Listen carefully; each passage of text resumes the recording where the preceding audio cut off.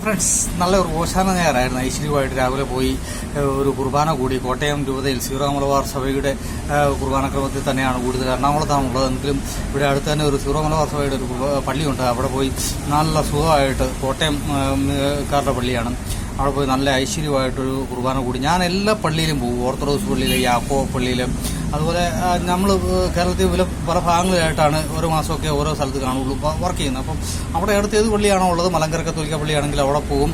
അതുമല്ലെങ്കിൽ സീറോ മലബാറിൻ്റെ പള്ളികളെടുത്ത് അവിടെ തന്നെ പോകും. അല്ലെങ്കിൽ ഏതെങ്കിലും ഒരു പള്ളിയിൽ പോകും. ഞായറാഴ്ച ആചരണം ഒരിക്കലും മുടക്കാറില്ല.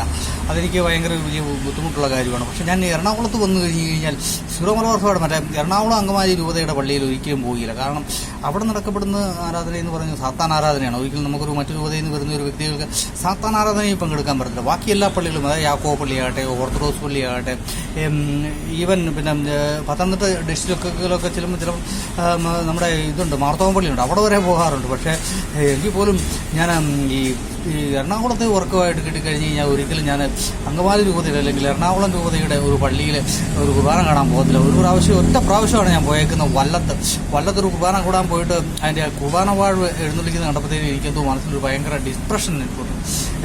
കുർബാന ഇങ്ങനെയല്ലോ, വാഴ്വ് ഇങ്ങനെയല്ലല്ലോ എന്ന് ഓർത്തപ്പോഴത്തേക്കും ഒരുമാതിരി ഇങ്ങനെ പിന്നെ ഞങ്ങളുടെ നാട്ടിലൊക്കെ പറയും പരമം പാടാൻ നിൽക്കുന്ന പോലെ എന്ന് പറയുന്ന പോലെ ഒരു കുർബാന വാഴ്വാണ് അവിടെ നടക്കുന്നത്. അപ്പം അങ്ങനെയുള്ള ഒരു രീതിയിൽ ആർക്കാണ്ട് വേണ്ടിയോ തിളയ്ക്കുന്ന സാമ്പാറെന്ന് പറഞ്ഞ പോലെ അച്ഛൻ കുർബാന അർപ്പിച്ചിട്ട് അതിൽ ബാക്കിയുള്ളവരെല്ലാം പങ്കെടുക്കുന്നതൊക്കെ പറയുന്നത് വളരെ വലിയ ഒരു മോശപ്പെട്ട കാര്യമായിട്ടാണ് എനിക്ക് തോന്നുന്നത്. അതുകൊണ്ട് തന്നെ ഞാൻ ആ കുർബാന പകുതി ആയിട്ട് ഞാൻ ഇറങ്ങിപ്പോയി.